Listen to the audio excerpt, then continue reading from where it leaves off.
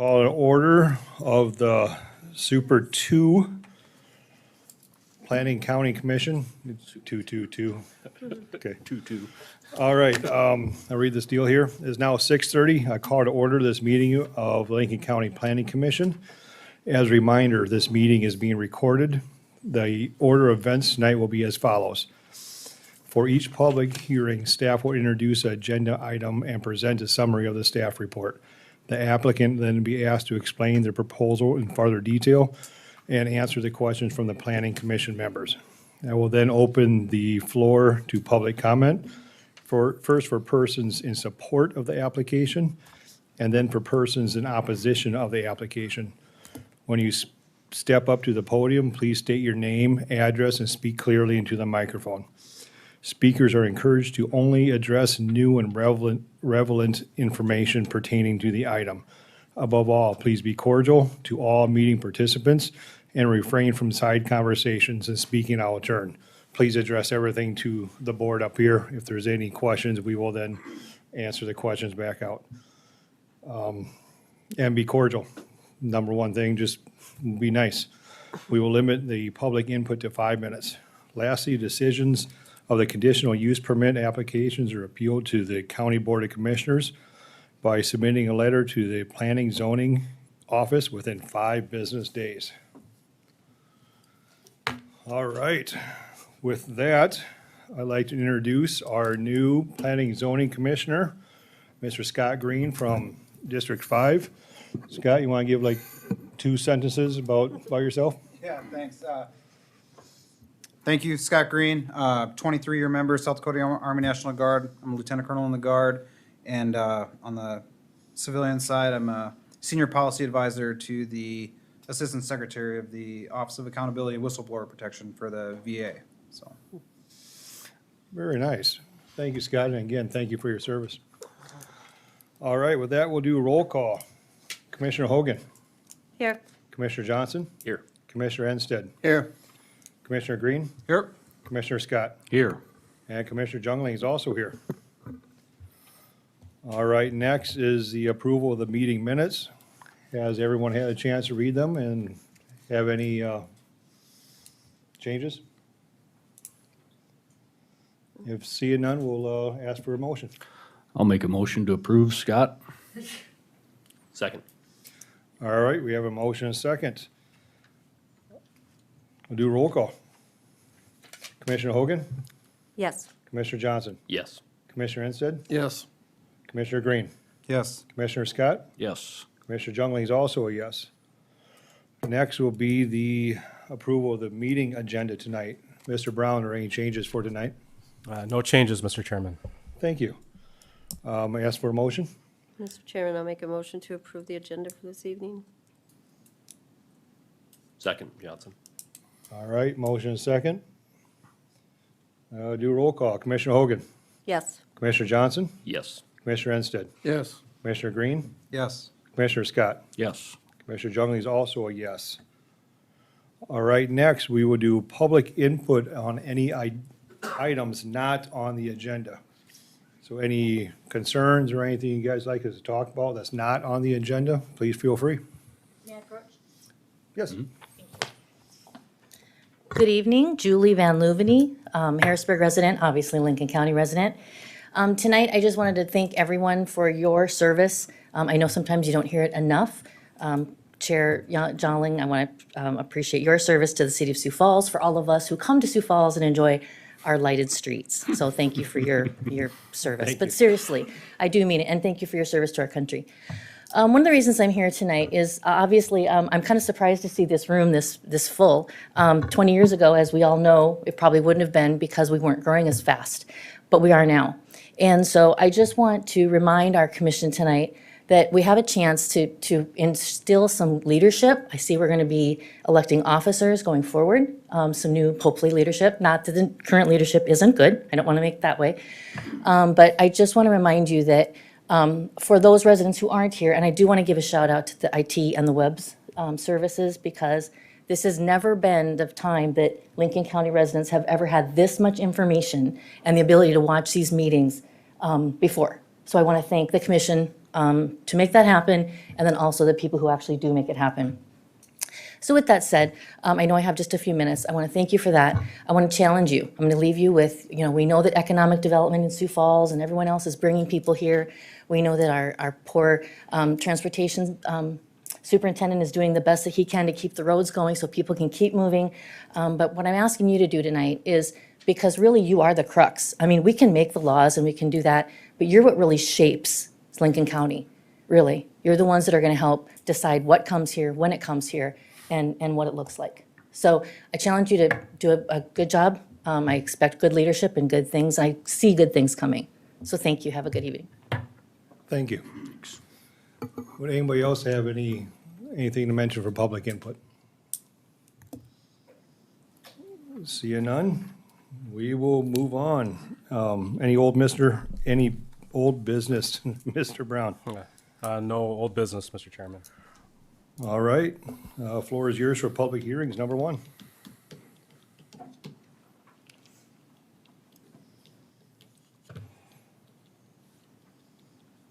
Thank you, Mr. Chairman. So this first item is an application for a conditional use permit. This is for a building eligibility transfer. The applicant is Penty Farms LLC. The owner of the property is the same. Location is approximately 2.25 miles south of the city of Harrisburg. Parcel size is essentially, if you recall, this item was before you in December, and there was some comment about ownership and the way that it was proceeding with that. So tonight, the application will look very similar to the ones that we've done in the past, where the applicant has purchased an acre and the eligibility, which will be in this area here, will be transferred to this area down here. The purpose again for this is for a building eligibility transfer. Again, the owner has purchased an acre of this property and the building eligibility will be transferring it to the south. So the application does meet the criteria for contiguous and under the same ownership. And then this property is within the city of Harrisburg subdivision authority. So staff won't be platting this property. It will be going through the city of Harrisburg, but what I've seen from preliminarily is that the new location would be right about here on this part of the property. So again, this is an application that you heard in December, but it's been changed to meet kind of what we've done with other ones with the ownership and the eligibility. As according to the staff report, staff does feel that this application is consistent with the comprehensive plan in the zoning ordinance, and therefore it does feel that that the application again is consistent with those two documents. So staff did find with that consistency that if it is approved tonight, staff would recommend the following conditions that were identified on there. The applicant is not here in attendance tonight, but he is on the phone, so if he can answer any questions that you have. But with that, I'd be happy to answer any questions that you have for staff at this time. Okay, Thank you, Toby, Mr. can you Brown. go back to the map that Yep. shows the acre?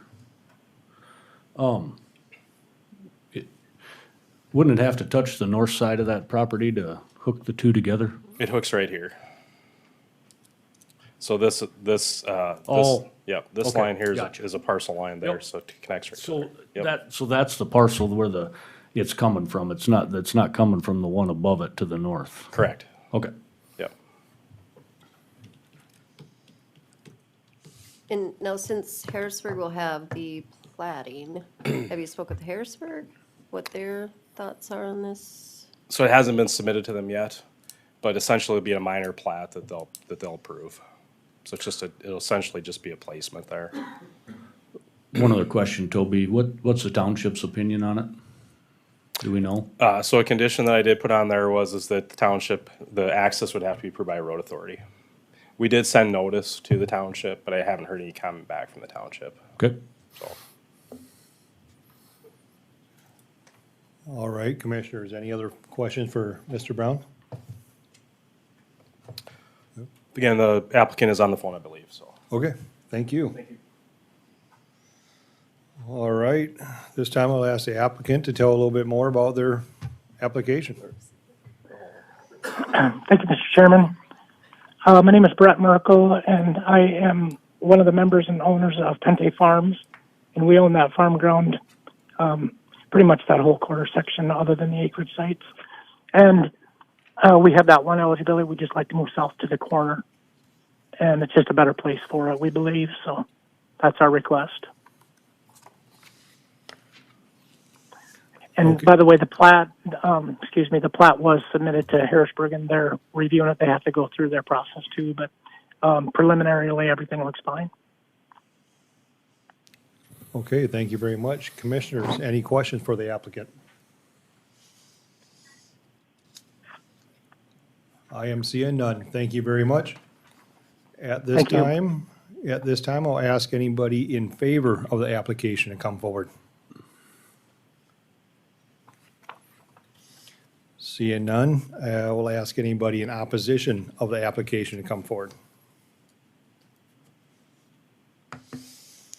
Seeing none. All right, I'll close the floor to public comment, and I'll ask a motion from the commission.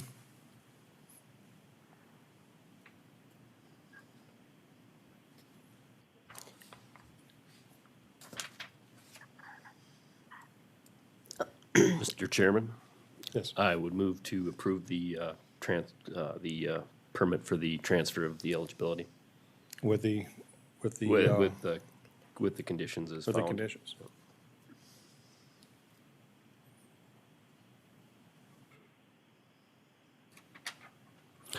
I'll second Scott.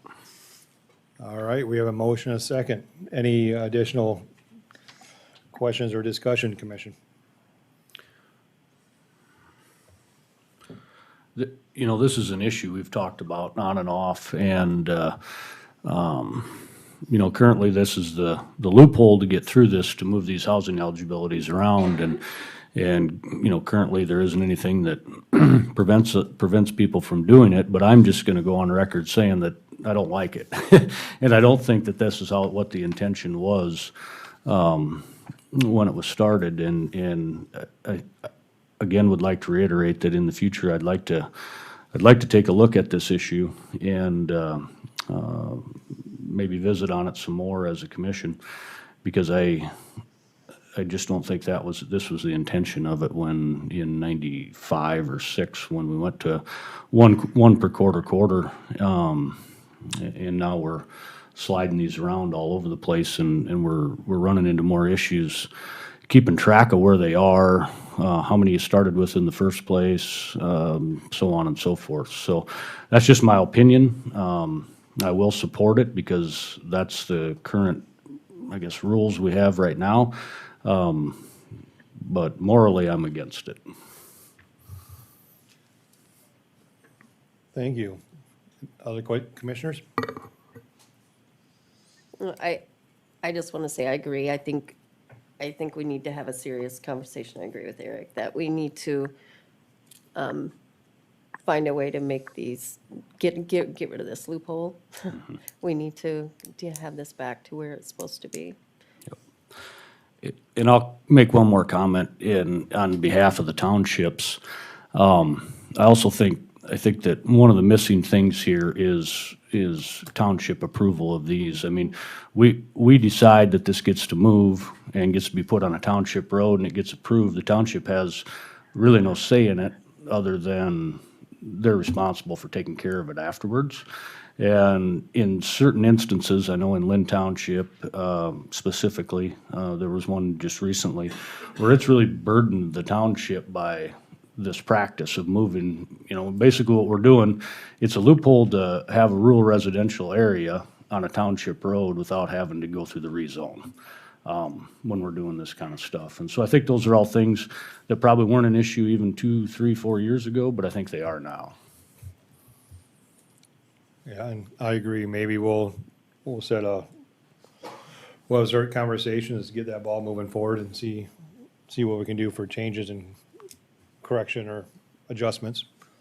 But with that, any further questions on this application?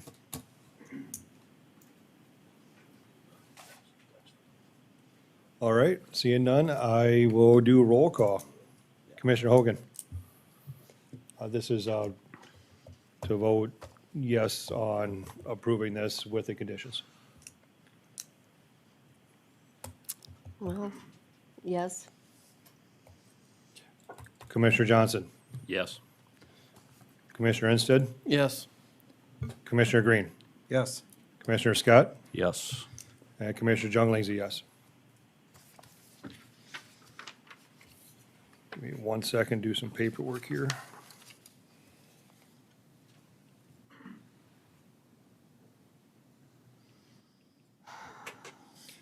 All right, congratulations. And Mr. Brown, number 2, please.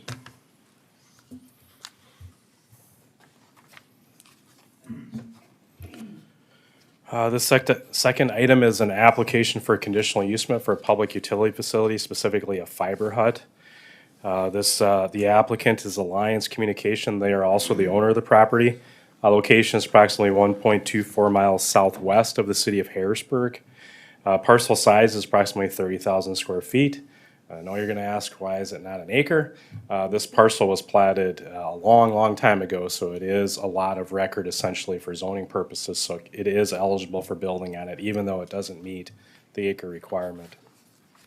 Property is currently zoned A1 agricultural. As you can see from the zoning, all zoning around it is like zoning. These were some pictures we took of the shot, or of the property. There is a pad that exists. The south picture is looking directly on the site. There is a pad. This was previously owned by another utility prior to Alliance Communications purchasing it. This was the concept plan that they submitted with the application, identifies the fiber hut that will be built on the property. This is the only thing up for approval tonight would be the fiber hut. So the proposed location would meet all zoning requirements as far as setbacks and as far as separation distances. So staff did review the application, and in accordance with the zoning ordinance and the comprehensive plan, staff does find that this application is consistent with the zoning ordinance, and does, if approved, would recommend 5 conditions that were placed in the staff report. With that, I'd be happy to answer any questions that you have for staff at this time. Thank you, Mr. Brown. Commissioners, any questions for staff?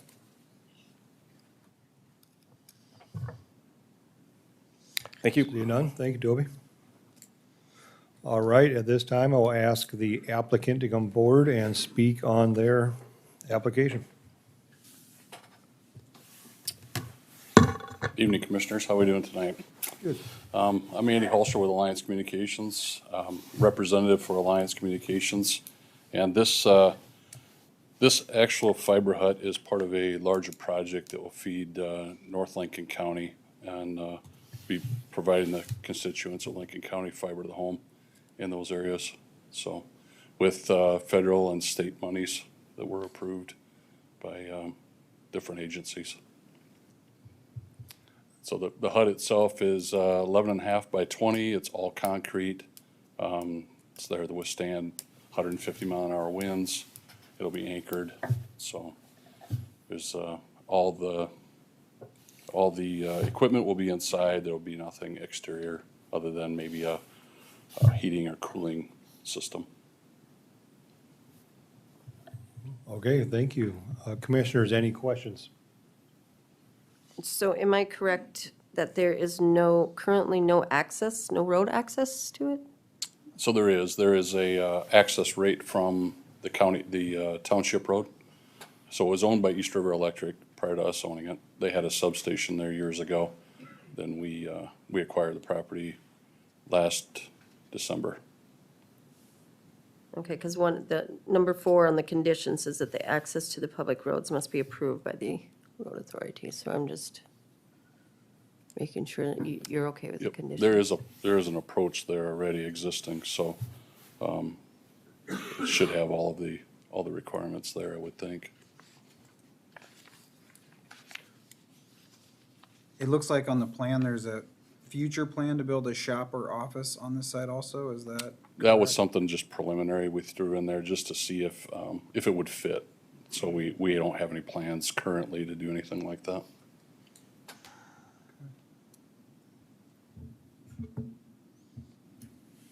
All right, Commissioners, any other questions?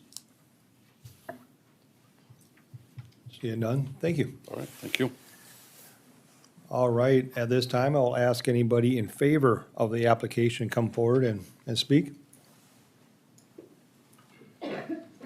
Seeing none, I will ask anybody in opposition of the application. Seeing none, I'll close the floor to public comment, and I'll ask a motion from the commission. Mr. Chairman, I'll make a motion to approve the conditional use permit, the public utility facility. Second. All right, we have a motion and a second. Any additional conversation, discussion?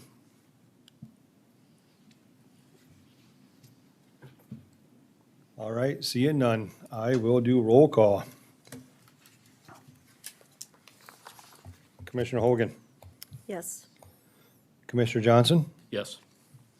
Commissioner Ensted, Yes. Commissioner Green, Yes. Commissioner Scott, Yes. and Commissioner Jungling is also a yes. Congratulations, thank you. All right, Mr. Brown, item number 3.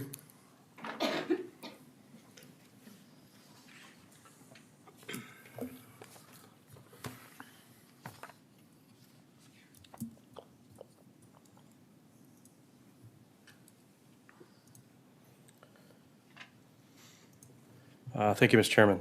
So this next application is an application to amend an existing conditional use permit. The existing conditional use permit was approved by the county in 2020. That conditional use permit was approved with a condition that the site be limited to 1,000 beef cattle. So the applicant is submitted an application to amend that conditional use permit to allow that condition to be increased to 2,000 head on the site. The applicant is Primo Feed Yards LLC. Location is approximately 8.34 miles southwest of the city of Canton. Parcel size is 20 acres. And the purpose again of this is to allow amendment to the existing conditional use permit. The applicant again was approved in 2020 to construct a 1,000 head, essentially a containment facility or for beef cattle, and that was this facility that you can see on the north part of the lot. And this is the proposal would be to add an essentially identical type barn that would allow house an additional 1,000 beef cattle. Subject property is this here. There is an additional CAFO adjacent to the site that is under separate ownership. That feedlot is an open cattle feedlot that is permitted by Lincoln County separately from this application. And that feedlot essentially operates on what I would call 3 different areas or locations. The applicant did submit all of the application materials. I did verify, again, the setbacks, or we can verify those internally as far as locations and distances and those different types of things. But I did work with staff, Dr. Bob Thaler from South Dakota State University, to review the odor footprint. So again, for information for the public and for the board, is that Lincoln County has 2 main criteria for concentrated animal feeding operations. One, that it meet a separation distance for this size of an operation would be a Class A operation, and that would have to meet a setback of essentially 3/4 of a mile. But the second is the county did amend the ordinances to add an additional setback for odor, and that was based on the SDOFT, which is South Dakota Odor Footprint Tool. So I did verify the applicant's submittal with, again, Dr. Bob Thaler, and we did add, essentially at my request, these outside feedlots which are under separate ownership. Essentially, you know, there's some dispute to whether or not that SDSU says those should be included or not, but we did include those into the odor footprint analysis and setback. And again, per the analysis I included in the staff report, that analysis showed that it was still less than what the minimum separation distance is for a Class A operation of the 3/4 of a mile. So again, as stated in the staff analysis, the applicant does meet the criteria for approval for that type of an operation. Staff, however, does recommend that the approval, if approved, that you would amend the original conditions, which I included in the staff report, and would amend it and revise it with the conditions that are proposed in this staff report, and that would be the 11 conditions there. The 11 conditions should also address some concerns that, again, we've addressed. There hasn't been, if you recall, and I'm sure this is a new reminder for everyone, we haven't had a CAFO application for well over a year in the county. So this was the first conditional use permit we've had in over a year. But again, as shown in the staff analysis, that this application is consistent with the comprehensive plan, the zoning ordinance, and if approved, staff would recommend revising all of the conditions with these. With that, I'd be happy to answer any questions that you have for staff at this time. Thank you, Mr. Brown. I have a Commissioners. bunch. Wendy, go ahead. Sorry, I do. I just, when you said that they have 20 acres, but on the GIS, it says 19.86 acres. So that's, so the taxable assessable acres is 20 acres. The GIS acres, that takes out right of way and it takes out those things. But again, they're being taxed for a full 20 acres on that. Okay. And then on our, sorry, guys, I need to get some stuff straight. Another question I have, because we can, according to 12.09D, that we can, the planning commission can review the waste management plans if necessary. And since we're going to, he's thinking of getting larger, have we reviewed his waste management? So at the time that the applicant applied in 2020, that prior to her application, which was unique to this application, I can't recall of it ever happening before, but the applicant had already received the state general permit.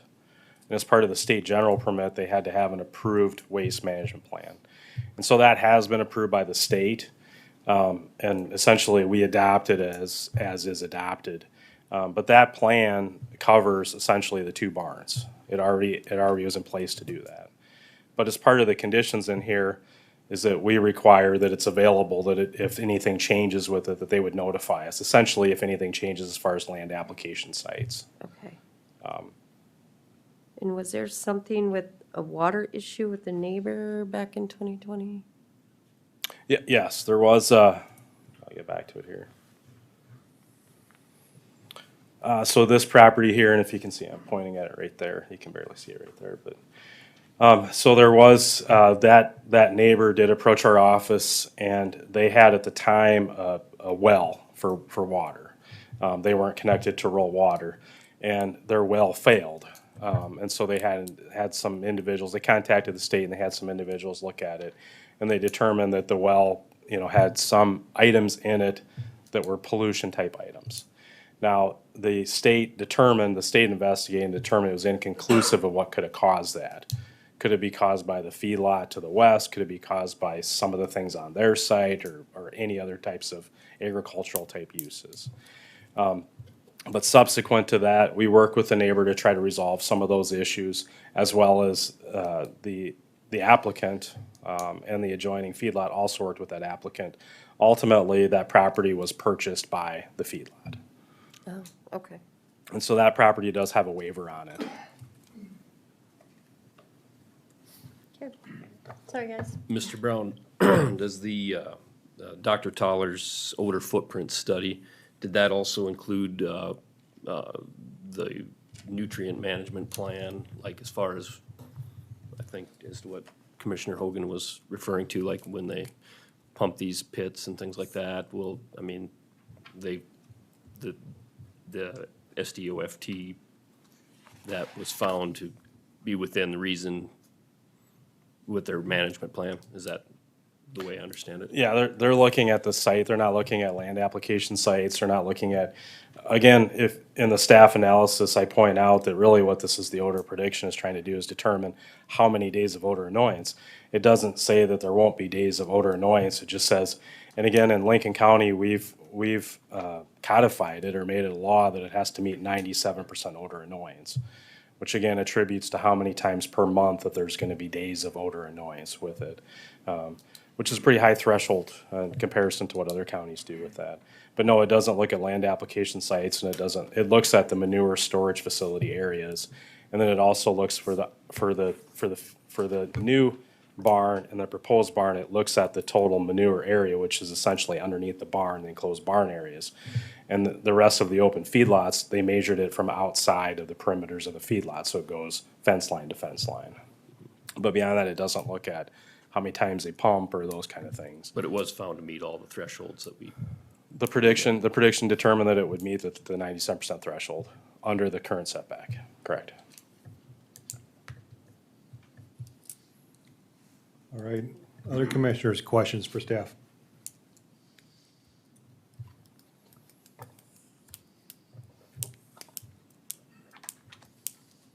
Okay, thank you. Okay, thank you, Mr. Brown.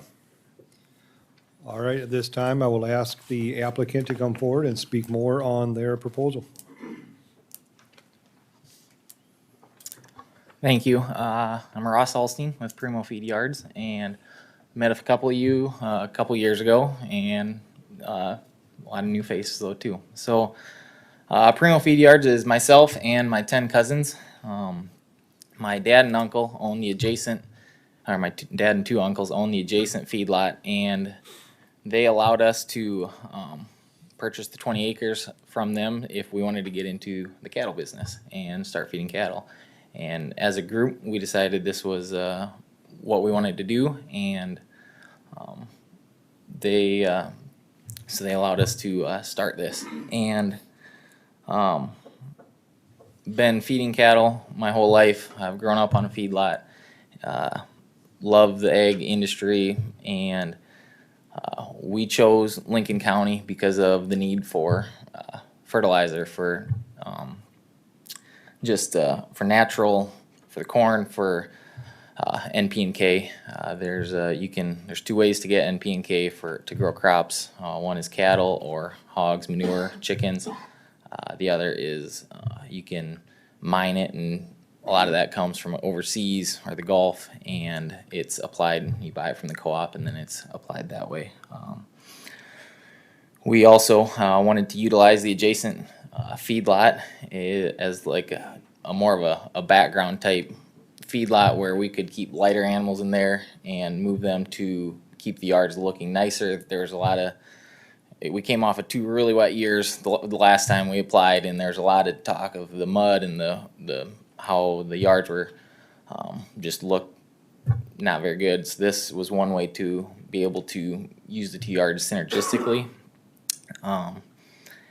and to utilize help, and to be able to put more money basically into the area. And that, if you've driven by since the last time, there's been a lot of improvements, a lot of upkeep that's taken place since we were allowed to do the first barn. Originally, when it all started, we applied for the 2 barns right away, and that's why we met all the 2,000 head for the state permits. We got the state permit for the 2,000 head. We work with nutrient advisors on all of the application for the manure, so we have a professional helping there. It's engineered. Both barns are engineered and need to be approved by an engineer and oversaw by an engineer. And we chose to build barns because we really do feel like it's kind of the future, you might say, or one route going forward with feeding cattle. It is climate controlled, you might say, just with no mud, no rain, no snow, wind, protection that way, and the pit is 100% containment. There, you don't need to worry about the 5-inch rain or the thaw on the snow and runoff and all those. So this is it's an all-in-one plan and site. Jason Pearson lives on site, and he's lived there I think 20 years now, because he was 18 the last time. And we obtained all the waivers from everyone within the setbacks, and in doing so got to talking with Dan and Tammy, and they were wanting to sell their acreage, and we ended up purchasing it from them, and now an additional hired man lives there. So we were able to get Jason help on the existing feedlot, and that way we can utilize the help, utilize the equipment, utilize the space there. Was one of the other reasons why we chose this site in particular. We made the pit big enough so we only have to handle the manure once a year. There's a lot of time there's spring application. We will only apply in the fall. We made the pit bigger, larger than a lot of original plans were, so that it could hold an entire year, and that meets state requirements and all that as well. So we only need to pump and apply manure once a year. We knife in the manure, so the risk of runoff and is a lot less because it's getting knifed in under the ground versus spread topically. So if there's a watershed or a rain event or something, it's knifed in. We meet all the setbacks. That's why we work with nutrient advisors to make sure that we don't overlook anything on any of the applications. Deep pitted barns are the smallest odor footprint, partially because it's in a building, so wind and so forth won't carry any smell any further. We got the first barn built, and I guess I'm very proud of the way that the entire site has been. Even the adjacent dirt lots, we were able to use some of the clay to build up those existing lots, and we're able to pour concrete for better feed storage, and clean the place up that way. And I guess, yeah, it's been a long process. It started a couple years ago. Got the first one or amended at the commission to go to one. We still have all the waivers and setbacks from the original, so that's why this one came. Pretty much updated the nutrient plan and updated the engineer plan, and yeah, went for it. Thank you very much. Commissioners, any questions for the applicant? Yeah, Ross, when you guys are cleaning your pits out, are you hauling out in wagons, or do you use the lines that you drag through the ditches, or what are you doing there? It'll be wagons. Okay, and roughly how far do you gotta go with how much land do you gotta have in your manure management plan? Typically, right on average, 500 acres per 1,000 head, just Okay. for rough numbers. Yep. Each year, and then we won't have to go further than 3-4 miles. Are you guys able to apply it on that land that you rent around you, or are the levels too high there? No, we can apply it on most of that, and Okay. yet there's pretty high demand from neighbors as well. Sure. Landowners in the area are asking for it.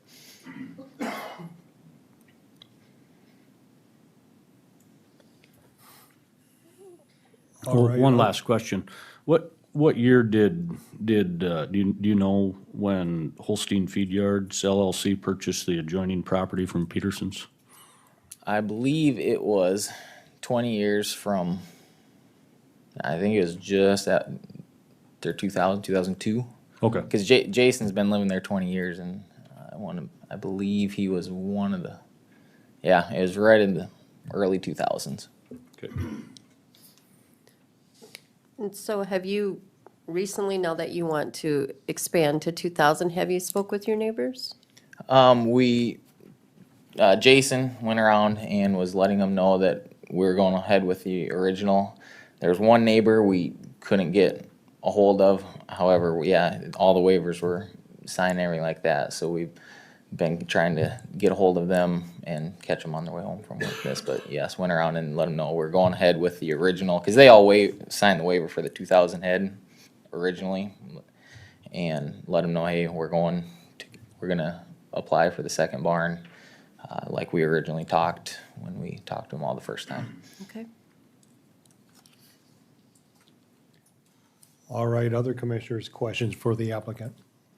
Just so the public is aware, how much would you say, to take on an undertaking like this, to do it in an all-enclosed pit building versus a conventional outdoor feed yard? How much more investment is that taking on your company's behalf? Just roughly? If you, I guess including, land cost, so that's one of the biggest for an open yard, but it's triple, close to triple. Right. A lot of the concrete. investment. Yes, a lot of steel. concrete. I mean, so this is a, like you called it, the future of cattle feeding. It's more, it's a way larger undertaking. Yep. You would say. Yep. And Investment on your behalf. yep. All right, I think we're all good. Thank you very much for your time. Thank you. All right, at this time, anybody in favor of the application, please come forward.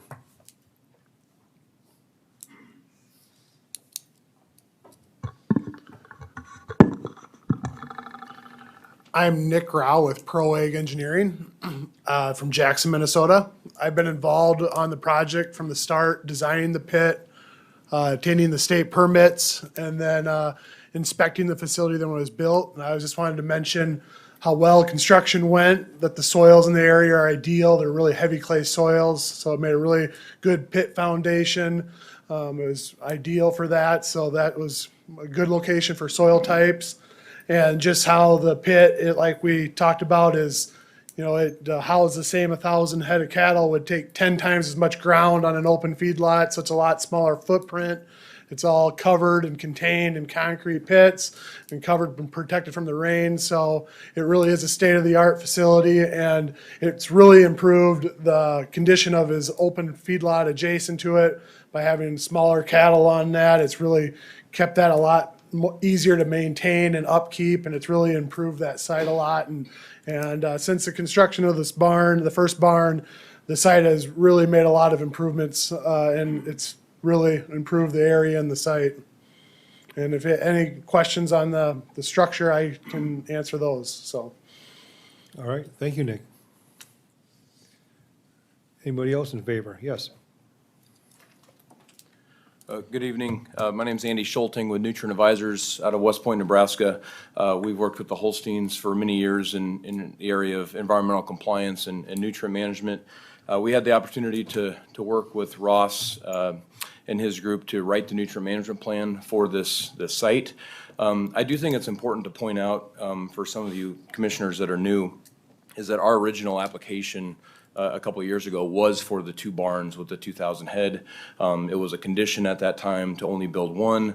There was an expectation that they clean up the open lots, which is not under their ownership, but obviously is family. They've done that, and now the barn is built. And I think they've really done a great job, and hopefully you all have had the chance to drive by the site and observe what they've done there. It looks really well, and the open lots certainly look better, and their waste control is in better shape there as well. A few points on the nutrient management plan itself. They have just shy of 1,100 acres in their nutrient management plan. That's about 50% more acres than what is required by the state to utilize all the nitrogen that these 2 barns will produce. So they've got about 50% more acreage than what is required.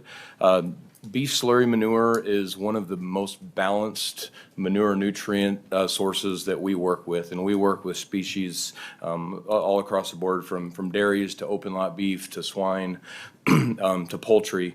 And when we apply this beef slurry in subsurface injection, number one, it is injected subsurface, so it really minimizes any potential for odor. When we think of environmental concerns, air and water are the things that come to mind. And so when this slurry is injected subsurface, we alleviate both of those concerns. All of the land in the nutrient management plan is heavy soils, clay soils that hold nutrients very well. They have good water infiltration rates. That's really conducive to promote crop growth, and certainly when we're injecting subsurface, it really minimizes any potential for odor. So from a nutrient balance standpoint and an environmental stewardship standpoint, subsurface beef slurry injection is as good as it gets from a manure nutrient standpoint. The other thing that I would point out is just the structures themselves. I mean, all of this manure is completely enclosed under roof. It is stored in a concrete structure. Just environmentally, this structure, this proposal is as safe as it gets from an environmental standpoint. The other thing that I would point out, there was questions about the nutrient management plan.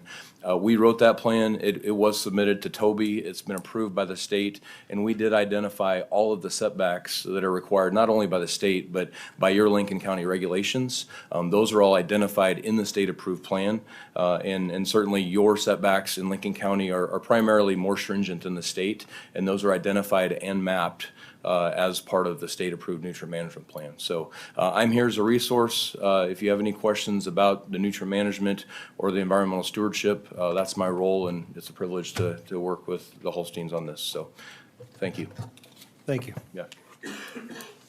All right, anybody else in favor of the application? Shane Zylstra from Beersford, South Dakota, and I guess I could run you down the list of all the benefits of having livestock, but you guys already heard that and know that, but I'm just one producer that benefits from something like this, you know, just have another outlet for grain. Competition is good, and opportunity to get fertilizer that's more natural, like Andy talked about, also is good, less pollution than commercial fertilizer. And anybody that'll help pay a little taxes, maybe take a little off of me. It was much appreciated, so I'm just in favor of it, so thank you guys. Thank you. All right, anybody else in favor of the applicant? All right, seeing none, I will ask anybody in opposition of the application.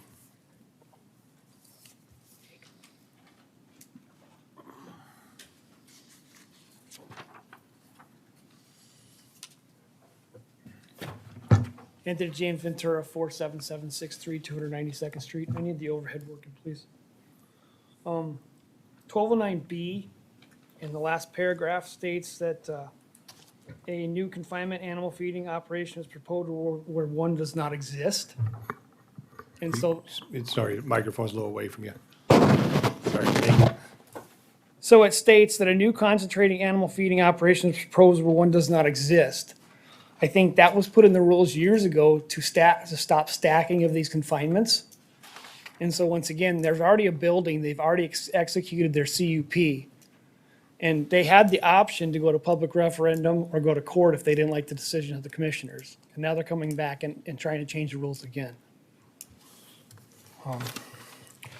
So you have to look at the past to understand the future. On July 7th, 2020, Lincoln County Commissioners' resolution stated the property will be limited to 1,000 beef cattle, past 3-2.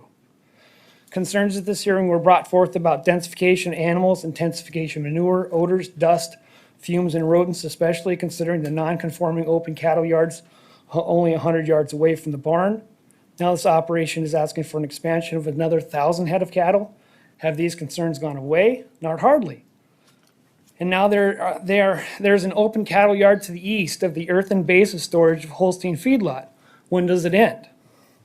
Adding another 1,000 head of cattle brings up to Class A, and there will be no containment of any expansion once this happens. The odor footprint tool is already outpacing the setback set forth in the 1209 ordinance.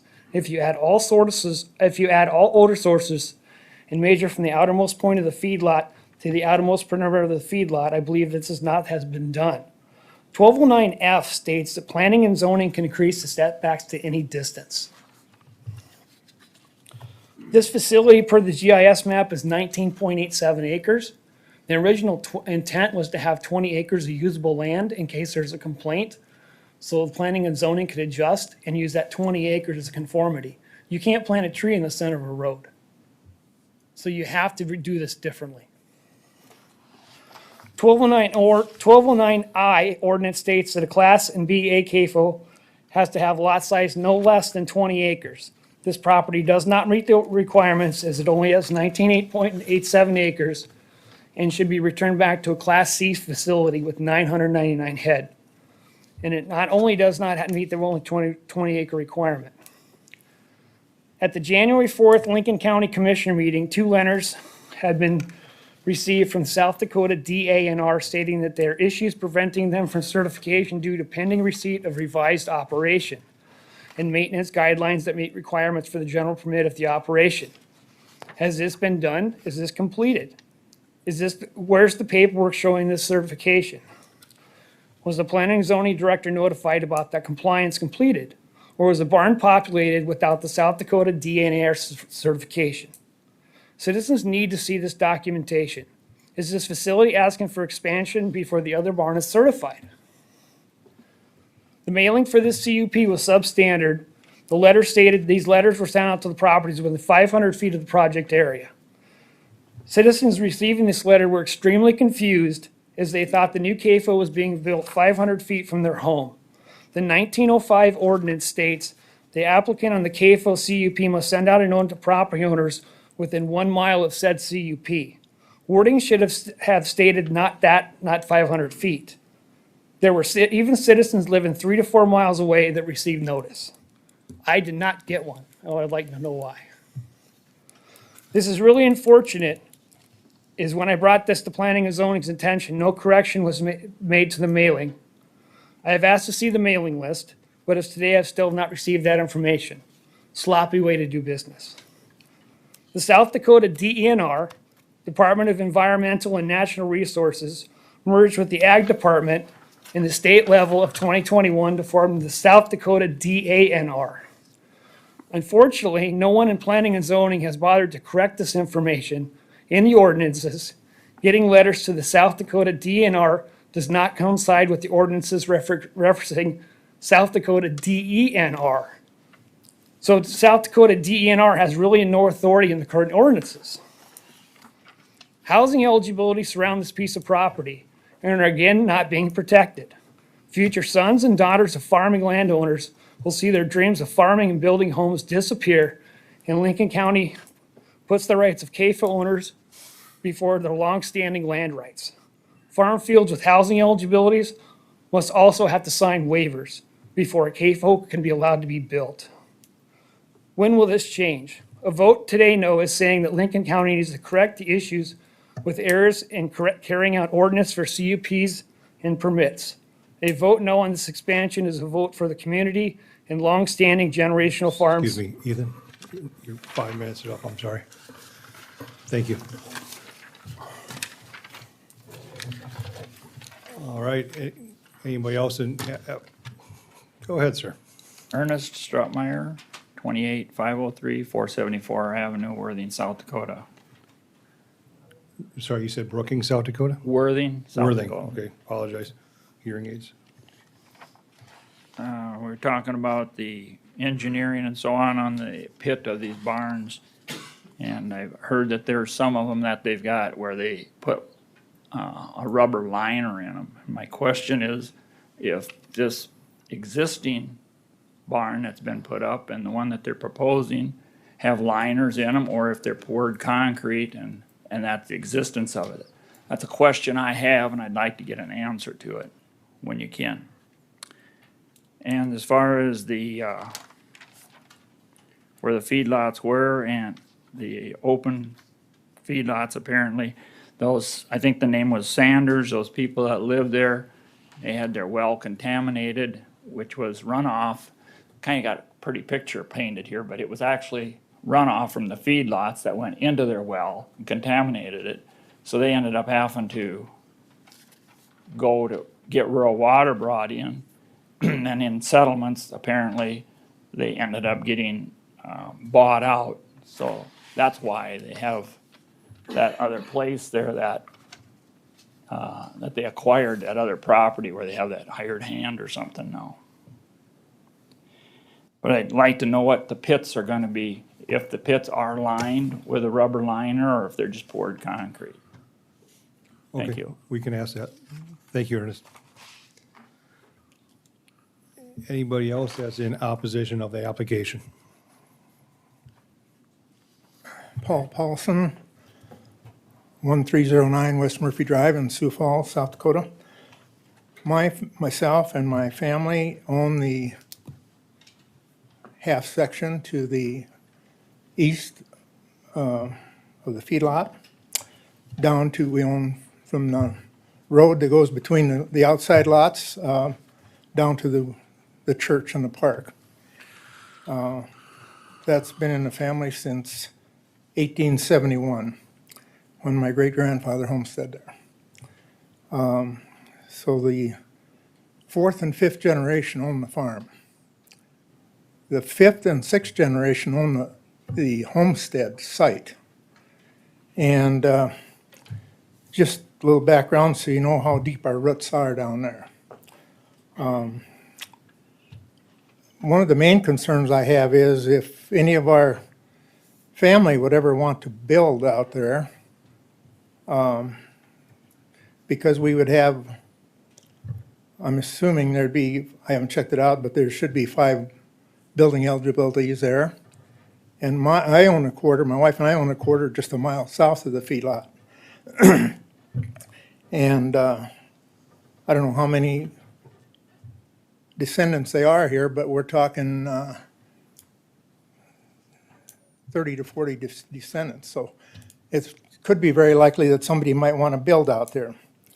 But my next question is, I read where the setback from a park, it says a county or a state park is 1.5 miles.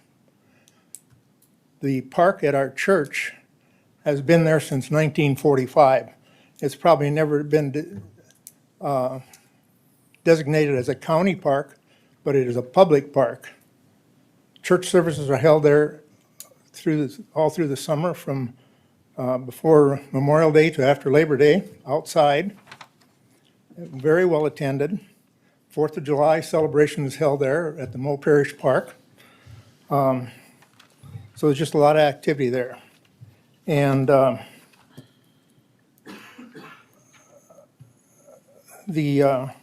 so I'm thinking that I would think our park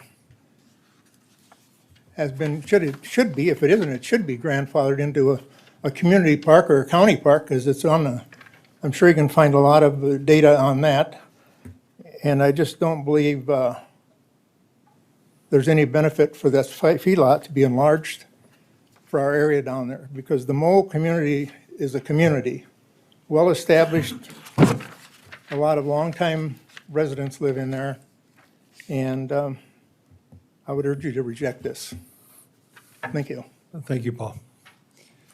Anybody else in opposition of the application?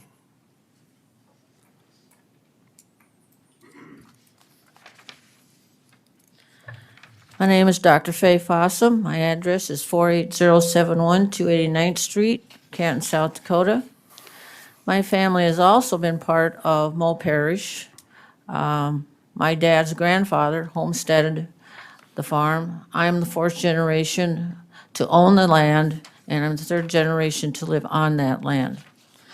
I'm here to share some information with you. On January 4th, 2022, 2 letters from the South Dakota DANR were presented at the Lincoln County Commission meeting concerning Primo Feed Yards LLC. They stated that a certificate of compliance for their operation is being withheld pending receipt of a revised operation and maintenance guideline that meets the requirements of the general public. As of today, the state has not issued that certificate.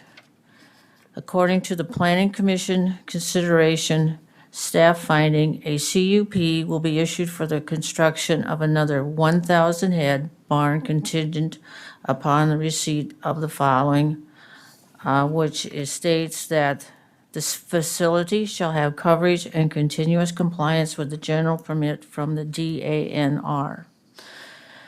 The facility shall have coverage and continuous compliance. Since the first barn has not been given a certificate of compliance, why is the county allowing for a second barn continuous use permit?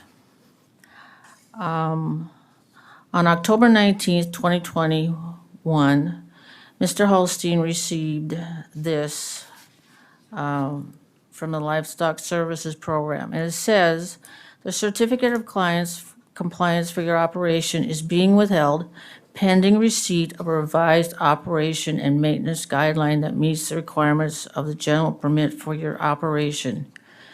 If you have any questions regarding outstanding requirements, please contact the department. I would also read to you that Mr. Holstein received on October 18th, 2021. Part of this letter says, a revised operation maintenance guideline addressing how liquid collected in the foundation drain will be managed must be submitted to the department for review and approval. I live approximately, as the crow flies, 2 miles northeast. So the wind has to be out of the right direction from the southwest for me to smell it. However, I have grown up with hog confinements in 3 different directions. I know what it's like to have cattle manure. I helped move cattle manure when I was a child. I have a horse that produces manure. Fortunately, his manure does not stink. Confinement manure is different than the manure when I was growing up. It has an offensive odor. And also being the chair of the Lands Church Council, I don't want my members and any other people coming to Mo Parish for any type of outdoor service, whether it's regular Sunday service, baptism. We are having our 150th anniversary for Mo Parish this summer. I'm hoping it isn't smelly. And I would hope you would consider denying this application. Thank you. Thank you. All right. Anybody else in opposition of the application? Jean Riley, 29217 South Dakota Highway 11, just south, 1 mile of the feedlot. I guess I didn't really have anything prepared, but I feel compelled to speak, hearing some of this information that my fellow neighbors have gathered. So without the certification and all of the conditional use permits not being met, that's concerning. And 20 acres, I grew up in Sioux County. I know these guys are from across the border. I grew up in Sioux County. They're running out of room there. There's CAFOs everywhere. And it just, I mean, go back to Sioux County. I'm sorry, but the land just isn't big enough for another 1,000 head. Well, I do have to give them kudos for cleaning up their outside pens. That's been a very nice thing to see. So certainly appreciate that. I just feel like another 1,000 head confined. You cleaned up the one side, but now you have kind of a mess on the other side. So I would be happy if you would all deny and look more into this and stay with the original conditional use permit. Thank you. Thank you, Jean. Yes, come on up, please.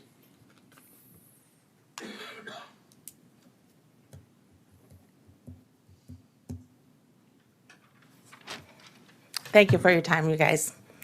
Pam Gillespie, 1125 East Elder Street, Canton, South Dakota.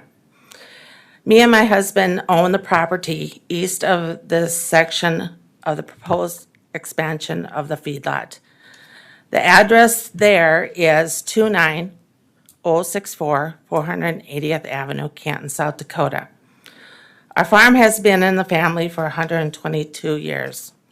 The Brook Creek starts just east of the feedlot and flows through our property into a watershed.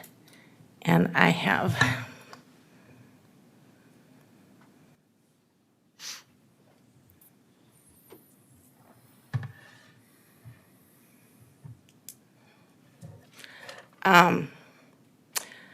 this backs up from time to time on our property, as you can tell.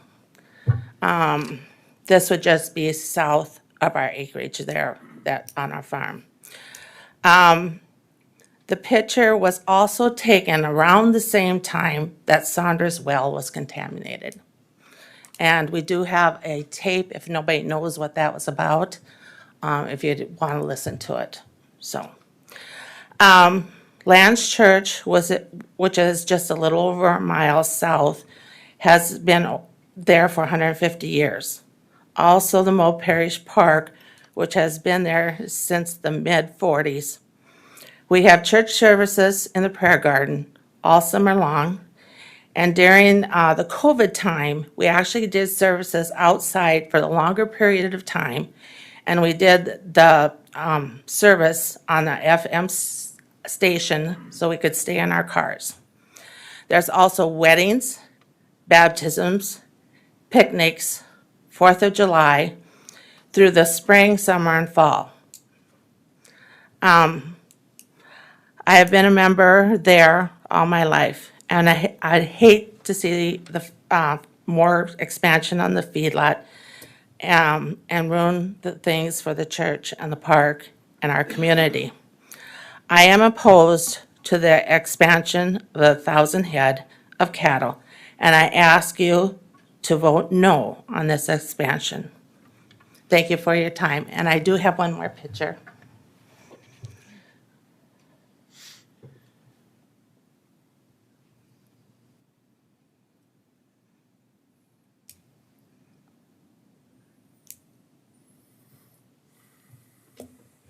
Sorry.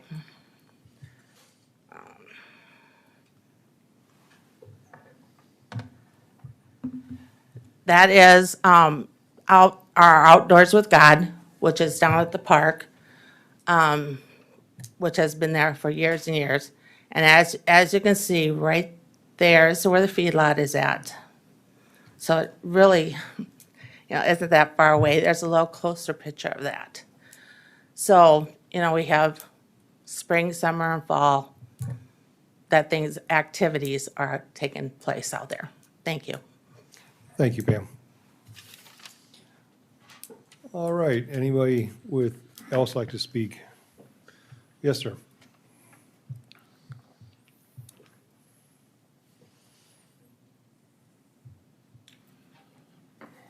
Good evening. Dave Gillespie, 1125 East Elder Street, Canton, South Dakota. Previously, I've served on the commission for 12 years. I did vote on this to allow the 1,000 head here on 7/7 of 20. And I thought that would be enough. So I've got a tape I'm going to play. I got it from the auditor's office here recently, and I'd just like you to listen to it. It starts out with Commissioner Landine, then it goes to Schmidt, Ahrens, Poppins, myself, and then there's a vote taken. So bear with me here. I'm one of the no votes on this one. I've talked to Toby about it since then. Concerns at the planning and zoning meeting were the condition of the current yard on the dirt that's already there, and how that property is being maintained. And initially, at least from my point of view, it was presented like it was going to alleviate some of the problems that were being presented by the dirt lot, and that the cattle were going to be moved into the buildings across the road. You mentioned something that's pretty important to me as well. This is Commissioner Schmidt. And I've been down there. I was the one that voted originally for the yard to be expanded when Mr. Peterson, good friend of mine, said that. But on the other hand, today, there are just some areas of our county, in my mind, that should remain the way they are. And I think that I respect the individuals that live down there. I respect the idea on our parish and the church, which is conducted for some length of time. And I know that I may fly in the face of guidelines, rules, and regulations pertain some type of option. This where is you would Commissioner also put up an environmental bond in case there's any kind of damages that occur. As far as that work. Well, let's say the manure leaks and runs downstream and damages somebody. Is there going to be a bond available that they could draw upon? I mean, they'd have to prove their case, of course, but this is used in a number of other counties in South Dakota. I don't know if you've entertained that at all. I just, we've been looking at this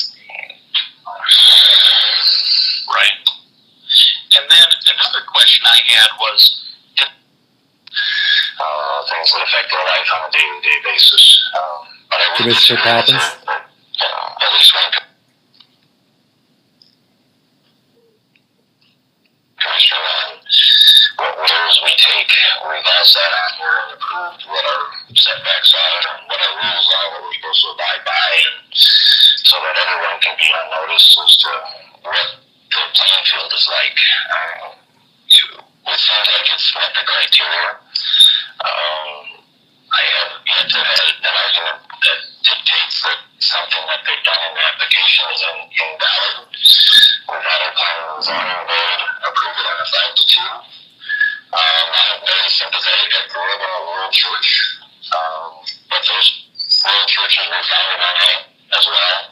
There's a lot of discussion on what ag should be, whether we like it or not. This has become part of the norm. Mr. Chairman, after talking to legal counsel, This is me. I will not be making any motions on this nor seconds. I don't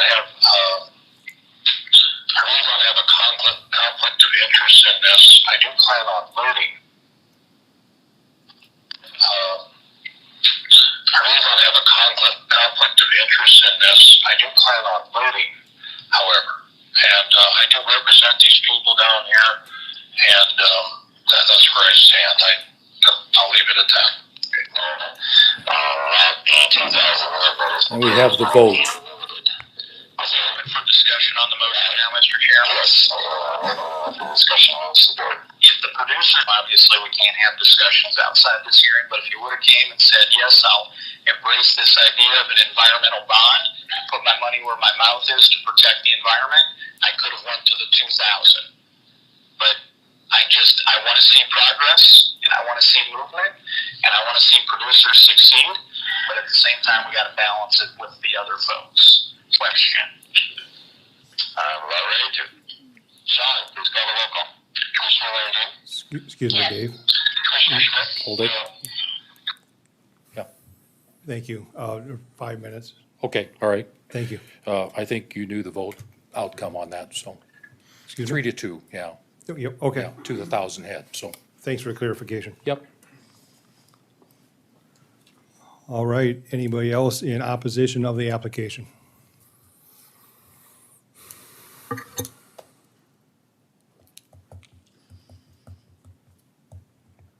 Good evening, Commissioners. Nick Abbas, 46905, 281st Street in Worthing. Now, if we look at the 2005 to 2025 County Comprehensive Plan, Section D, page 40, Section D, Land Use, Location, and Design Criteria, under residential and agricultural areas, it states the residential density of one eligibility building site of 1 acre or more for each quarter section of land. Now, you just talked tonight earlier about not moving them all over and keeping them more where they're intended. And so I think we need to look at and take into consideration the effect of this expansion and the building on these future building sites, and not just consider who's there, but like was discussed, the potential of someone moving in and how it would affect them.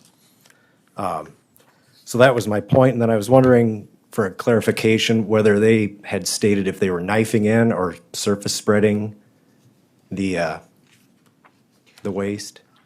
We can ask them later, but I Okay. believe they knifed that in. It was not Okay. surface spread. Okay, thank you. Thank you.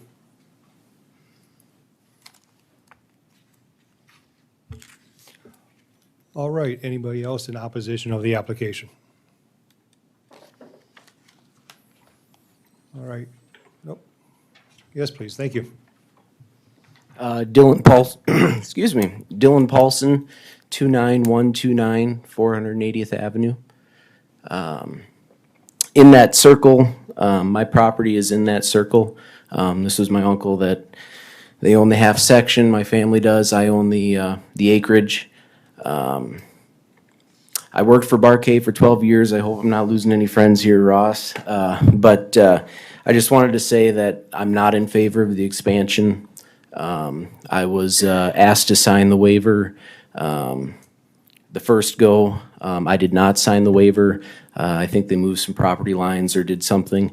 But I just wanted to be on the record that I'm worried about my property value on my acreage. It's probably the biggest investment I'll ever make. And like my uncle had said, I'm the 5th generation. My little guy is the 6th generation. I'd love for him to live on the family homestead acreage. Another thing that I'm concerned about that we had talked about earlier was the building eligibilities and what that could look like for my kids and their kids. Just to keep that in mind. So, thank you for your time. Thank you. Thank you, Dylan. All right, anybody else in opposition of the application? Mr. Brown, do you have a letter to read? Yes, I do, Mr. Chairman. So this, I believe this person is in attendance, so I'll read the letter. This is from Cindy Thomas. I did place a copy of this letter on your podium as well, but I will read this into the record. So Lincoln County Planning and Zoning Commissioners, I am writing this letter today with grave concerns over the CUP expansion of Primo Feed Yards LLC. While it looks like there's been better understanding the odor footprint tool calculations by P&Z, it still has not gone far enough to calculate what the actual setback should be for this project. Unfortunately, I have not been able to see the worksheet that was put together for the CUP for the determined setbacks of 3,427 feet that you see in the application. Without the worksheet, I do not know what measurements were sent to SDSU. But after using the GIS interactive mapping system for Lincoln County, I believe the numbers supplied to SDSU for calculating the total odor emission factor are incomplete, not only in the total odor emission factor numbers, but also in measuring the setback. The total odor emission factor for the current barn and proposed barn with its steel or cement underground manure storage for both is 898. The large open cattle yard to the south, along with the 2 earthen basins, become part of the cumulative odor emission factor and calculate to a total odor emission of a factor of 1753. This leaves the total odor emission factor for this area at 2,651. Please also note that there are crusted manure piles in the cattle yard to the south, and there is another cattle yard to the east that is being populated with cattle that should be added into the total odor emission factor. Was this done? If you then follow the setback distances for a 97% odor annoyance-free frequency for southeast South Dakota at 2,651 total odor emission factor, you are over a 3/4 mile setback. This number already outpaces the setbacks for a Class A CAFO as outlined in the Section 1209 CAFO ordinances. It also appears that measurements are taken from the current barn and proposed barn instead of the outermost point of the feedlot, as stated in our 1209F, Section 1209F ordinances. And per conversation with SDSU Professor Dr. Yang, setback measurements for the odor footprint tool need to be taken from the outermost perimeter of the feedlot, which includes the perimeter of the cumulative impact odor area, which is the large open cattle yard to the south and east. So using the correct total odor emission factor and perimeter setback, I believe you have 2 properties that need waivers before this expansion can be allowed. And she lists, the first would be 47922 297th Street, measures 3,725 feet from the south edge of the open cattle yard. And then number 2 property would be 29129 480th Avenue, measuring 3,806 feet from the southeast earthen basin on the cattle yard. And note, Class A confinement already has a 3/4 mile setback from dwellings, and measuring from the barn to the dwellings defeats the purpose of the cumulative odor aspect of the odor footprint tool. I would ask that you vote no tonight on the expansion. The South Dakota odor footprint tool is very clear as to including other surrounding odor sources for setback calculations. SDSU has been specific in the need to measure from the perimeter of the odor source, and our own ordinances state that setbacks shall be measured from the outermost point of the feedlot. It does not say barn or CAFO. It is important to include all aspects of the odor footprint tool in our ordinances when determining the setback. Respectively, Cindy Thomas, 48131 Laurel Oak Lane, Canton, South Dakota, 5713. Thank you. Thank you, Mr. Brown.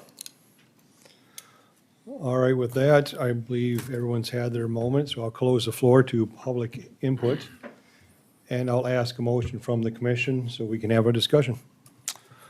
Mr. Chairman, I'll make a motion to approve. Scott? With the, with all the conditions. with the amended. With the amended conditions. Okay, thank you. Second, Johnson. All right, we have a motion, a second. Let's have a discussion. Who wants to go first? Mr. Chairman, this is actually in my district. When Commissioner Gibbon appointed me, I made it very clear to him that I think District 2 is a highly, agriculture is what it is.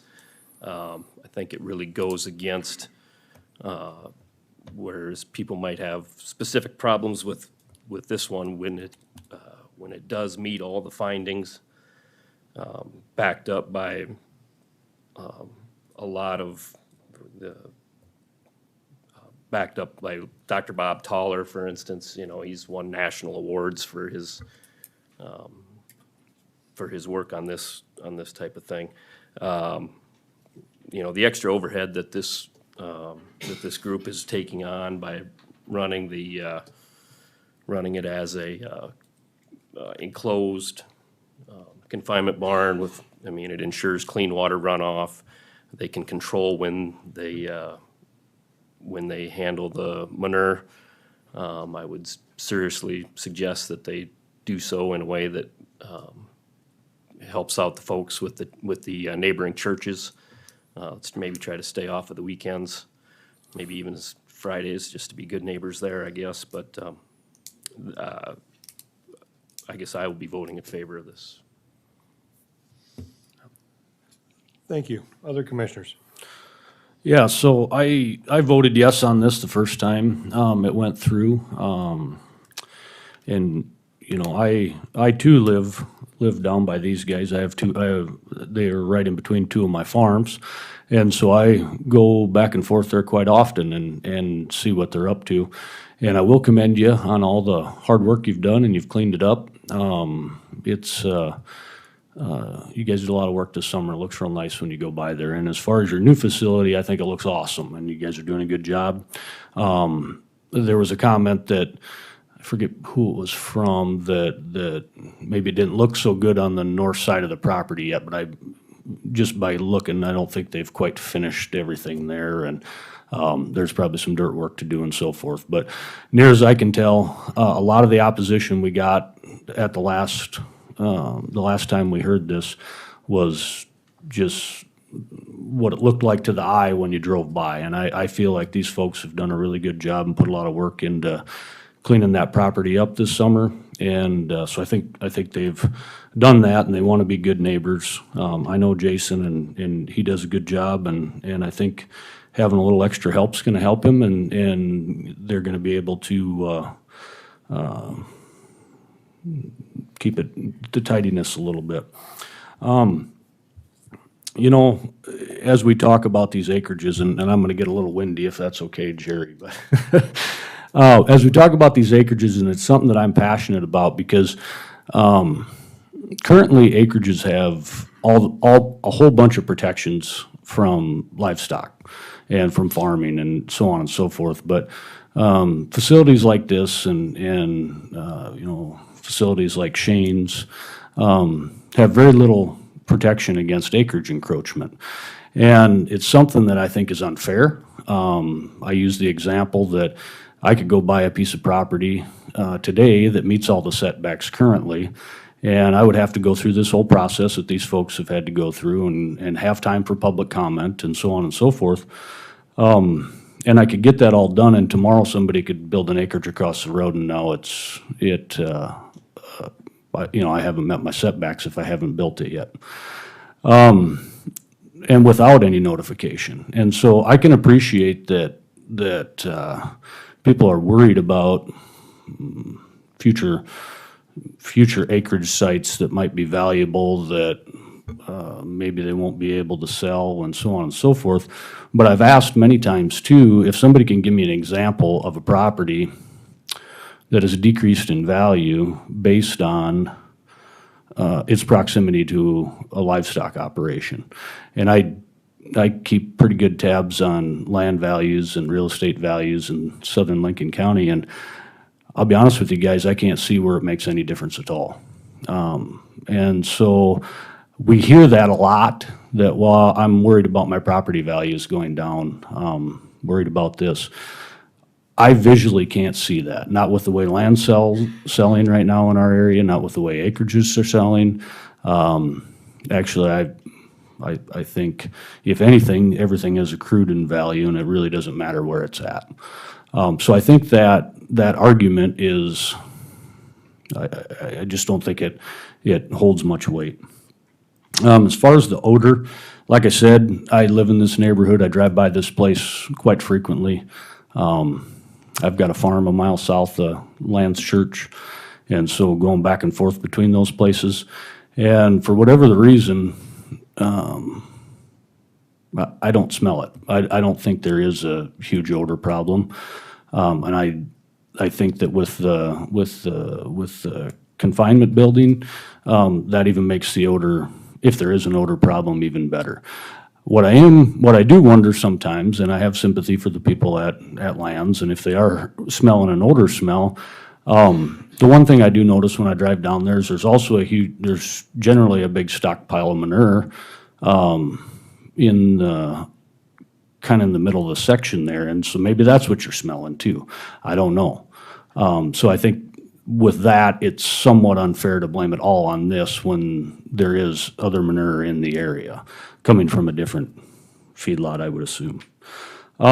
As far as the other observation I'll make is that the landowners that own the land right around this are not here in objection, worried about housing eligibility, so on and so forth. So I would think that if there was gonna be a problem, it would be the closest neighbors that would have an issue. And so something that I struggle with is that people that are 3, 4, 5 miles away like me, have a bigger issue with it than somebody that's right there. And that's just me personally. I think I got through my list. I would agree with Commissioner Johnson. I go to a country church north of there, and we had incidents where the neighbor spread manure the Friday before Easter, and that wasn't awesome. So if you guys could do it during the week, we'd sure appreciate it. So with that, I will be in support of it, and thanks. Thank you, Commissioner Scott. I always do appreciate whenever people can explain what they're thinking and why they're voting and their reasoning. It always helps everybody understand. Commissioners, any other discussions? Commissioner Olga. All personal feelings aside, I guess I'm questioning this whole, your first barn hasn't been given a certificate of compliance from the state. In October, they were requested a drainage plan be submitted to be in compliance. I haven't seen any proof that those two things were done. I don't know why we would even entertain going forward with this if these two things haven't been done. Do we know that they haven't? Pardon? Do we know that they haven't? That's what I said. If these things haven't been done, why would we even entertain this? If they're not in compliance, there should be no entertaining this at all. So at this point, unless I know that these things are done, I will be against it. Can somebody speak on that? Because I had a question on that as well. Yeah, Is that all right? I also had that written down. If someone had a question or can answer that. Nick Rowell, Pro Ag Engineering. The October 18th, 2021, that was the certificate of compliance, and the permit coverage was granted in that letter. So it does say that specifically in the October 18th, 2021 letter from the state DEANR. So that construction completion has been certified and the site is permitted. Thank you, Nick. Do we know about the? I do have that with, I guess if you want Yeah. to see that, I could. I would like to, and also, what about the drainage plan from October 21st that was supposed to be submitted? Yes, that has also been submitted. Has that been approved? That has been approved. Can we see that also?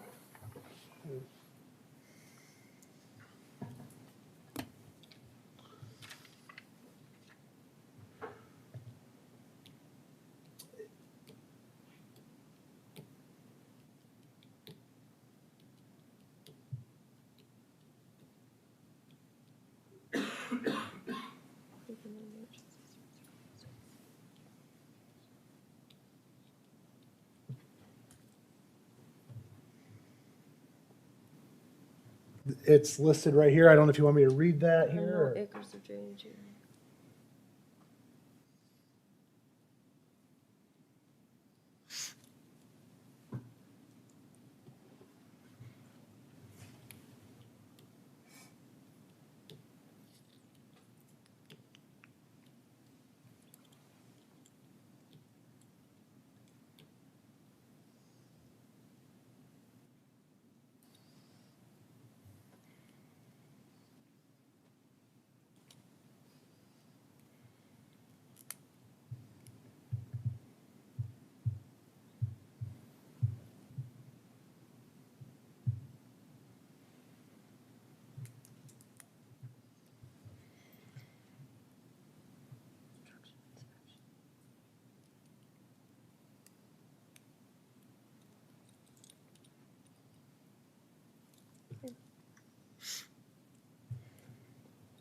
And in regards to the tile that was mentioned, the drainage system, the operation went above and beyond and placed a tile around the footing of the pit. And that wasn't required, but they wanted to put that in for the construction to help dewater during construction. They could have removed that tile, but they decided to leave it in as a monitoring point to check if there was any water pressure around the pit or if there was any leakage around the pit. So they have went above and beyond the minimum requirements and have a leakage detection in place to inspect it, and that's what they're requesting for on the drainage plan. So it was just a matter of checking that tile before they pumped out the pit to make sure it wasn't leaking and that there wasn't groundwater pressure on the pit. So that was like an additional add-on that they added to the plan. Could you speak, there was one gentleman that had a question about a liner in the pit. Is that anything that's relevant to what we're talking about? No, there's water stop. There's a bentonite or a polyurethane water stop placed at every construction joint in the pit. So it's not lined with any rubber. It is all concrete, but every joint is sealed.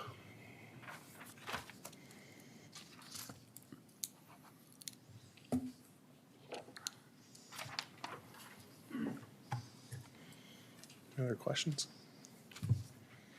Thank you, Nick. Thank you. Appreciate that.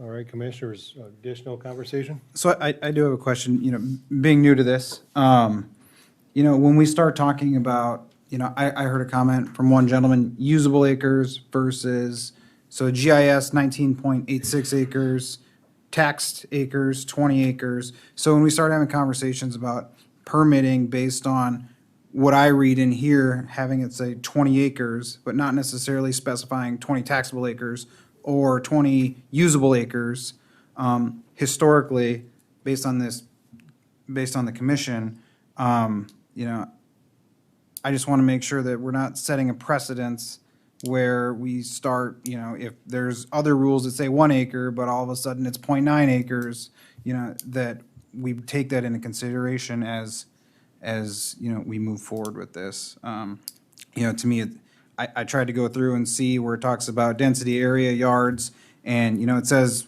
1 acre, you know, unless larger is required, but nowhere have I found in here where it says, you know, or smaller permitted, right? Which is a struggle for me in, you know, determining, you know, at some point, obviously, this was determined to be a Class A yard, 20 acres be Class AB, and then, you know, anything less than that would, you know, potentially make the requirements of a Class C yard. So that's, you know, one thing that I think that, you know, moving forward as we have these conversations, you know, to me, it's very specific that it's 20 acres, not necessarily 20 taxable acres. Good to get a definition on that. Okay. Thank you. Oh, hold on, Nick. No, we'll ask you a question. We have a question for you. I had an error, I guess. I wanted to clarify, I guess. Okay. The date of the letter. It was actually an October 19th, 2021 letter. And I guess right here it says permit coverage. I'm granting coverage under the permit. And permit coverage is for the maximum 1,000 head of that barn that was built. So I just wanted to clarify it was a day later. There was a second letter. There was the first one on the 18th and the second one on the 19th. Okay, thank you, Nick. I struggled with the 20 acres to begin with. I had asked when I first got here this evening, I struggled with that because of the fact that it does specify 20. It doesn't say 20 taxable, 20 usable, it says 20. And so if we're going to go forward and if we want to have some sort of regular, voting, I think we need to make sure that we're doing this properly. I mean, are we going to do usable or taxable on this one, and then on the next one, oh, well, it's okay, we're gonna use the taxable on this one or the usable on this one? I think we need to, this is a very, very weird situation. On how that even got by the first time with it not even being 20 acres. Well, but technically it is. Not You're really. getting taxed on 20. Sure it is. Yeah, you No, own it's that. 19.87. That's what the GIS, the draw, but it says right on here, 20 taxable acres. Assessed acres, 20. So I'll clarify, and sorry I jumped up, but. Yeah, no, clarify please it, do. so. Jake's gonna put it up on here once, but, so taxable in the GIS, it's based on the plat, okay? So on the parcel browser, it's listed as assessor, which is what I call taxable, which is based on this, which is the plat. So it's very clear, we always base it off the plat. GIS calculation is a hand calculation, and sometimes it includes right-of-way, sometimes it doesn't include right-of-way. But the basis is always, and will always be this, which is the plat, which, as you can see, it says containing 20 acres. So that, but any questions on that? So this is what we always base it on. And that's actually what the taxable or assessor bases it on, is the plat, which is the legal document for the property. And we're consistent, we always use that. So we never use the GIS calculation, so. So we could make a note maybe to make amendments to this in the future, maybe platted, In the 20 definition, platted acres, or we can do that in the future to clarify. Just for clarification. Next time we go through and amend the bylaws. Sure, yep.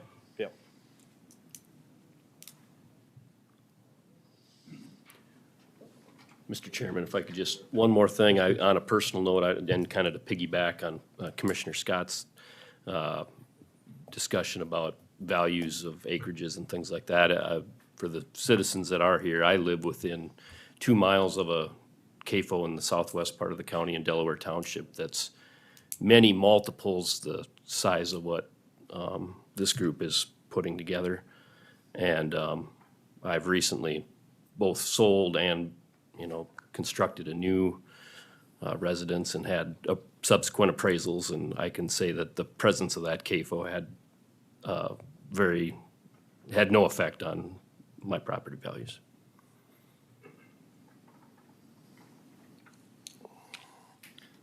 All right, other commissioners?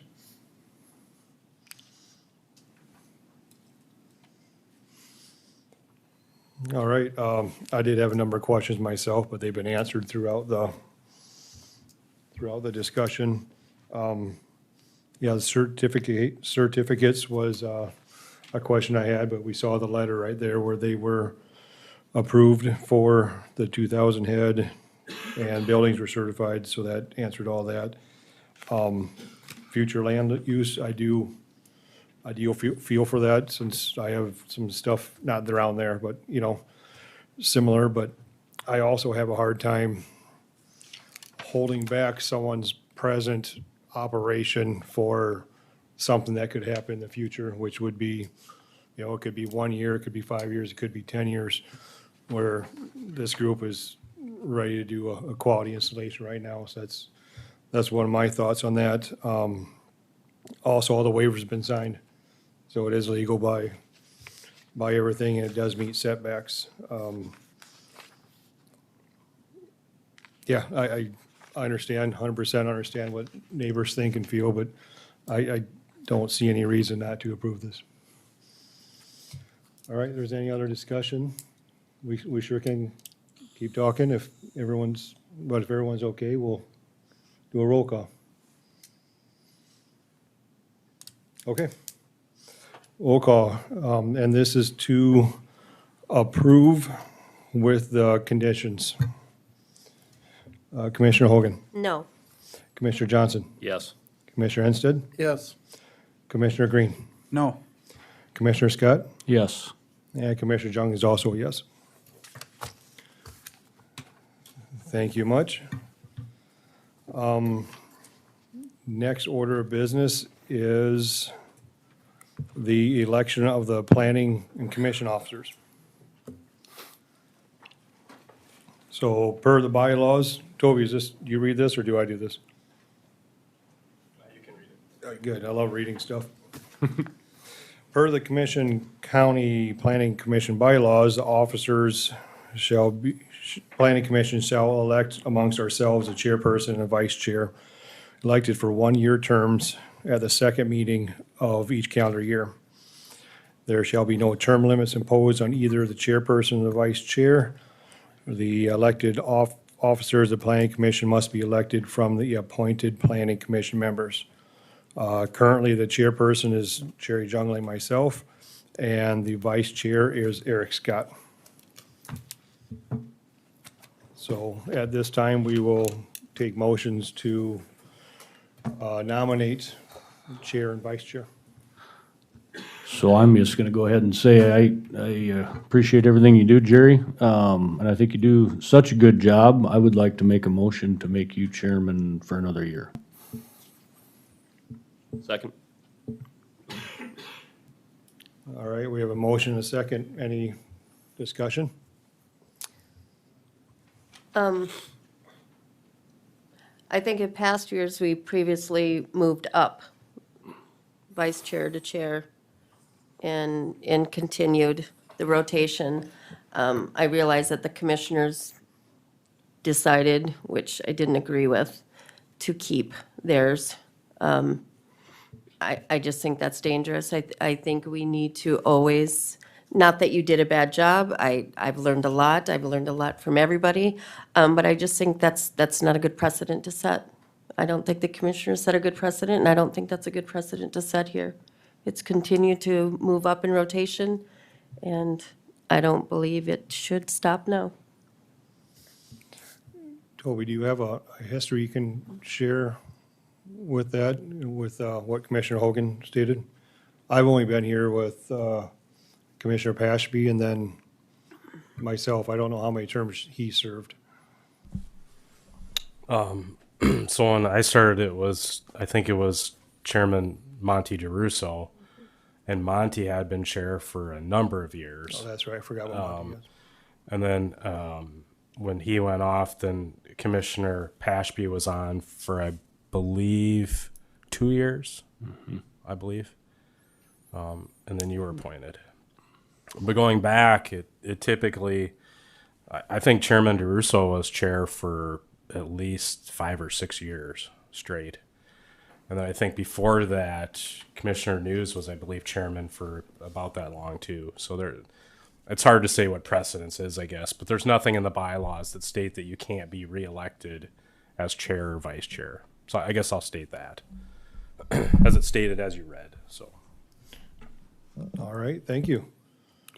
All right, we do have a motion second. And again, honestly, everyone, I know I was the one nominated, but I'm just happy to be on this board. So whatever happens, I'm just happy to be in the county and to help. All right, we'll do roll call. I forgot I got to do that part. Commissioner Hogan. Yes. Commissioner Johnson. Yes. Commissioner Ensted. Yes. Commissioner Green. Yes. Commissioner Scott. Yes. I don't think I recuse. I'm not going to vote for myself. So We don't need your vote. all right, next order of business is a vice chair. Is there any nominations for that? Is there anybody that would like to be the vice chair? I mean, is that appropriate to ask? Yeah, I would like to. Nominate Wendy Hogan. Second, Scott. We have a motion, a second for Commissioner Hogan. Any discussion? No, I think Commissioner Hogan, you're strong, and with your ties to community, I think that'd be awesome. So we'll take a motion. Commissioner Hogan, Yeah, I'm not gonna vote for myself. Commissioner Johnson, Yes. Commissioner Ensted, Yes. Commissioner Green, Yes. Commissioner Scott, Yes. and Commissioner Jungley is also a yes. All right, thank you, everybody. I believe, missed my agenda here. Or is that, do we have anything else to discuss, Mr. Brown? No, I just, for informational purposes, I'll mention that since the commissioner, I should have mentioned this at the beginning of the meeting, we don't have a commission rep because there's a conflicting meeting. They're meeting with the city of Sioux Falls tonight on the application for the Tom Winker rezone, which is in the joint jurisdictional area. And so I believe both of those applications were denied tonight as a text message. And then the board also considered the two rezonings today, the one east of Worthing and the one south of Harrisburg, and both of those were upheld. Your recommendation of denial on both of those two. So just an informational. Thank you. That's always, sometimes we don't ever see how those turn out. All right, with that, Mr. Chairman, if the Yes. floor is still open for new business, I would like to move to coordinate a special meeting within the next 6 months with the county commissioners solely to address the building eligibilities and concerns that we may have. yeah, I think that's a great idea. I would say the sooner the better, so we can all get on the same page.